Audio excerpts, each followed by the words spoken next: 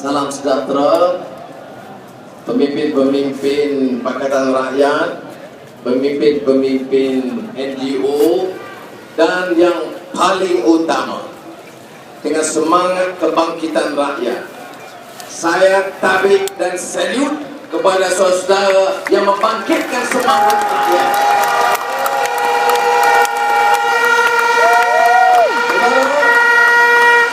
Kita berhimpun di Stadium Merdeka. Siapa bayangkan puluhan tahun kita berjuang, kita dapat menggunakan Stadium Merdeka. Ini petanda baru, dan insya Allah saya dapat izin daripada rakan Pakatan Rakyat, sebaik kita ambil alih Putrajaya, kita akan undang saudara-saudari sekali lagi ke Stadium Merdeka.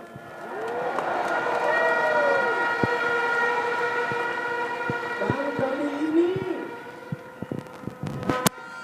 kebangkitan rakyat yang mengangkat kerajaan, bukan kerajaan biasa. Yang diangkat oleh saudara itu adalah kerajaan rakyat Malaysia.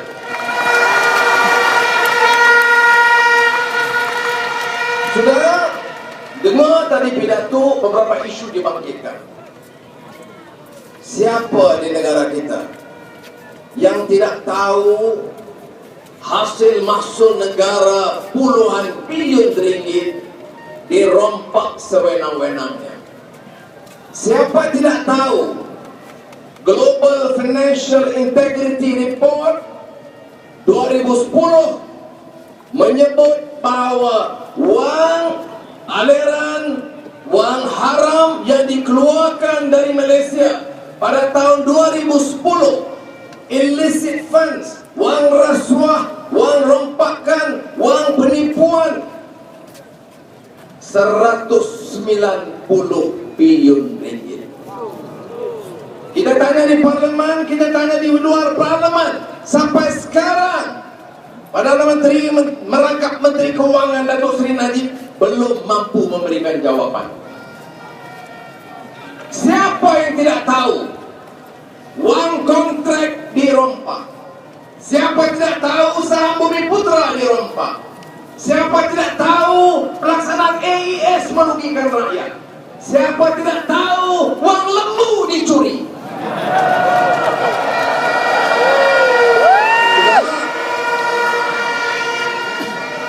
Sebab itu rakyat bangkit. Rakyat bangkit bukan kerana parti-parti. Rakyat bangkit bukan kerana NGO. Rakyat bangkit kerana segaran mereka untuk merubah sistem yang bobrok dalam negara kita. Ini yang kita kena faham. Sebab itu, dalam ucapan akhir pada hari ini, mewakili rakan-rakan pimpinan PAS DAP Keadilan, saya ingin menegaskan yang pertama yang kami lakukan, yang janji banyak mungkin tak mampu kita lakukan, tetapi saudara-saudara, saya lihat sendiri semangat rakyat. Saya rasa sendiri derita rakyat. Saya tahu kemarahan rakyat. Oleh demikian, kami dalam Pakatan Rakyat boleh ikrar dengan setulus hati bahawa dalam pentadbiran kami, Pakatan Rakyat dalam kerajaan rakyat yang baru, saudara-saudara percayalah, kami tidak akan izinkan rasuah dan rompakan dari rakyat, dari negara yang tercinta ini.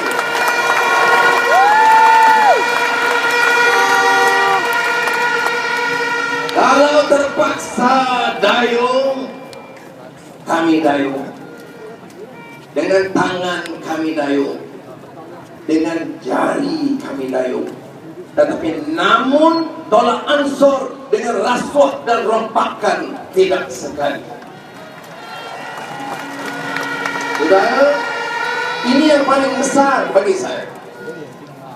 Karena kalau ini dapat dikawal, hidup rakyat tentunya berubah. Kalau kita kawal rompakan, kawal uang aliran keluar negara, nasib rakyat dari Perlis sampai Sabah, dari Kapit Kabung sehingga ke Ulu Temeling, dari Cotokun sehingga Putrajaya, saya yakin taraf hidup semua rakyat dapat kita angkat. Harga barang, bukan saja harga minyak, selagi amalan kronisme diteruskan, harga minyak tetap tinggi, harga gula tetap tinggi. Pernas tidak dapat menjamin nasib penanam-penanam padi. Syarikat untung ratusan juta. Penanam padi majoriti Melayu atau Iban dan Dayak hidup dalam keadaan derita. Bila kita sabar, mereka jawab hidup Melayu. Melayu mana yang hidup yang senang? Melayu kroni. Bila kita minta pamit taksi untuk pemandu taksi, dia bagi 4 kaya. Saudara, UMNO BN telah diberikan peluang. Rakyat cukup sabar dan toleran. Masa sekarang yang kita minta dan rayu kepada saudara, berilah peluang. Bagi peluang supaya ada suara rakyat menjadi suara keramat tentang negara ini.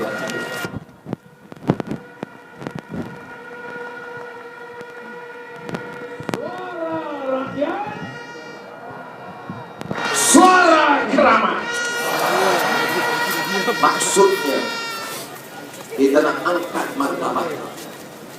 Saudara, itu janji pertama yang sangat penting. Ia melibatkan badan kehakiman yang bebas.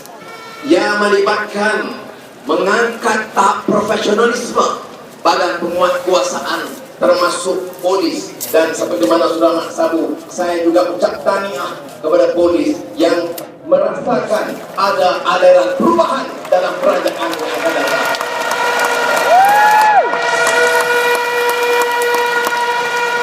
Saudara,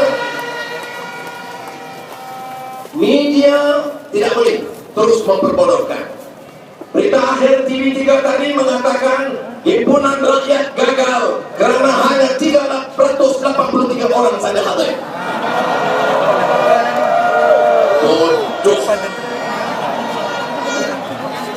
Tapi rakyat tahu. Kamu sebutlah apapun, kamu sebutlah ada huru-hara, kamu sebutlah ini pengkhianatan, kamu sebutlah apa saja pun, bahwa kami ini, Ustaz Hadi dan saya ini menjadi alat perkakas seperti Cina dan DAP. Kamu sebutlah apapun, namun rakyat tahu bahawa masa untuk dikuburkan kezaliman dan rasuah UMNO Barisan Nasional.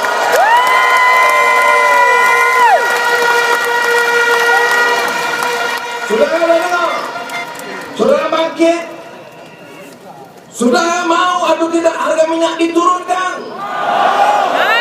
Insya Allah hari pertama kita takbir, kita turunkan.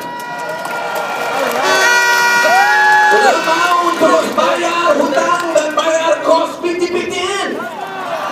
Insya Allah kita akan batalkan PT-PTN.